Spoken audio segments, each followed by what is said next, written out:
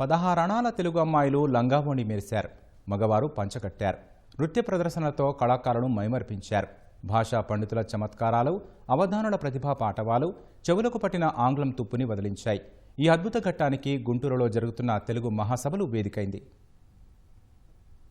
గుంటూరు శివారు సత్యసాయి ఆధ్యాత్మిక నగరిలో జరుగుతున్న తెలుగు మహాసభలు తెలుగువారి పెద్ద పండుగ సంక్రాంతిని ముందుగానే తెచ్చాయి. వచ్చిన వారంతా సంప్రదాయ వస్త్రధారణతో ఆకట్టుకున్నారు. భాషా పండితులు, కవులు, అవధానుల కార్యక్రమాలు తెలుగు సంస్కృతి వైభవాన్ని కళ్లకు కట్టాయి. వివిధ ప్రాంతాలకు చెందిన జానపద కళాకారులు జనాన్ని కుర్చీలో అతుక్కుపోయేలా చేశారు. నృత్యాలు, పాటలు, భజనలు, సంకీర్తనలు తెలుగు భాష వైభవాన్ని చాటి చెప్పాయి.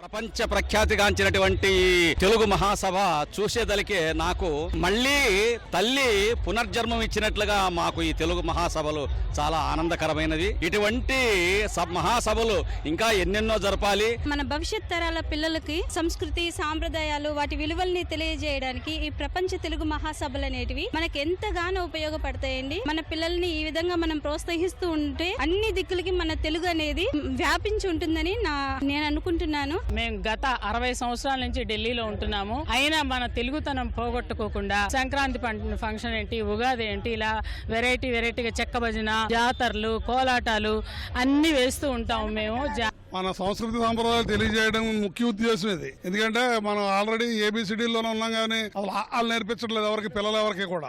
ఆలు నేర్పిస్తేనే ఏబిసిడీలు వస్తాయి అన్న సంగతి తల్లిదండ్రులు తెలుసుకున్న రోజున మన భవిష్యత్తు తెలుగు అంతా వర్తిల్తుంది. చిన్న పిల్లలు ఇప్పుడు ఇంగ్లీష్ లో మాట్లాడతారు కాబట్టి తెలుగు మర్చిపోతారు. తెలుగు మర్చిపోకుండా తెలుగులోనే మాట్లాడాలి. ఎవరినో కాడ సందేశించి ఇంగ్లీష్ లో మాట్లాడాలి. మన సంస్కృతి, మన కట్టుబొట్లు, మన పండుగలు, సంక్రాంతి ఇలాంటివి చేసుకోవాలి. ఈ మర్చిపోతున్నారు ఇప్పుడున్న జనరేషన్ పిల్లలు. ఈ పండుగలన్నీ మర్చిపోతున్నారు. తెలుగు మహాసభలు మన చేతి వృత్తులు, చేనేత వస్త్రాలు, శిల్ప కళలు, చిత్రకళ లాంటి వారసత్వ సంపద గొప్పతనాన్ని తెలియజెప్పాయి. ప్రధాన వేదికపై ఏర్పాటు చేసిన వెంకటేశ్వర స్వామి ప్రతిమ, తెలుగు తల్లి, ఎన్టీఆర్ విగ్రహాలు ప్రత్యేక ఆకర్షణగా నిలిచాయి. వివిధ విద్యా సంస్థలు, పాఠశాలల నుంచి వచ్చిన విద్యార్థులకు సంస్కృతి సంప్రదాయాలపై అవగాహన కల్పించారు.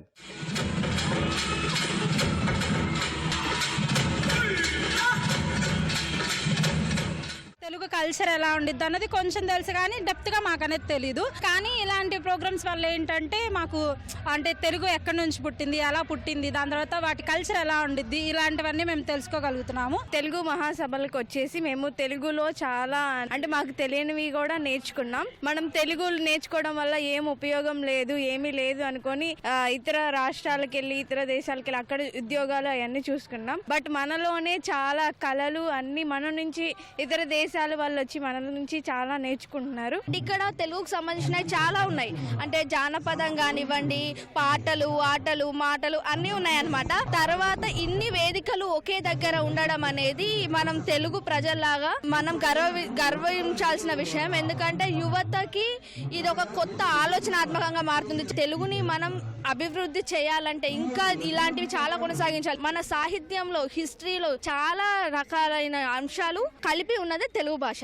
అలాంటిది మన తెలుగు భాషను మనం పెంపొందించాలంటే యువత ఫస్ట్ ముందుకు రావాలి. ప్రస్తుత సమాజం విదేశీ కల్చర్ కు అలవాటు పడి ఏ విధంగా మన సంస్కృతిని నాశనం చేస్తున్నారు అనేది తెలుసుకోవాలి. ఇవన్నీ కూడా స్కూల్స్ అండ్ కాలేజెస్ లో టీచర్స్ గనక బోధించినట్లయితే మన సంస్కృతిని మనం కాపాడుకోగలుగుతాం. ప్రెజెంట్ జనరేషన్ లో తెలుగు అనేది తగ్గిపోయింది. ఇంగ్లీష్ కి ప్రాముఖ్యత పెరిగిపోయింది. దేనికోసం? ఇంగ్లీష్ అనేది మనం బయటకి వెళ్లి బ్రతకడానికి మాత్రమే ఉపయోగపడుతుంది. ఒక మనిషికి మన భావోద్వేగాలను కానీ, మన భావాలను కానీ పంచుకునేది తెలుగు భాష ఉందో దాంట్లోనే పంచుకుంటున్నాం. ప్రధాన వేదికపై ముఖ్యమైన కార్యక్రమాలు నిర్వహించగా మరో 5 ఉపవేదికలపై తెలుగు సాహిత్యంలోని వివిధ అంశాలకు సంబంధించిన ప్రదర్శనలు నిర్వహించారు. ఆధ్యాత్మిక వేదికపై జరిగిన శ్రీనివాస కళ్యాణం తెలుగు మహాసభలకు తిరుమలేశుడి ఆశీస్సులు అందించింది.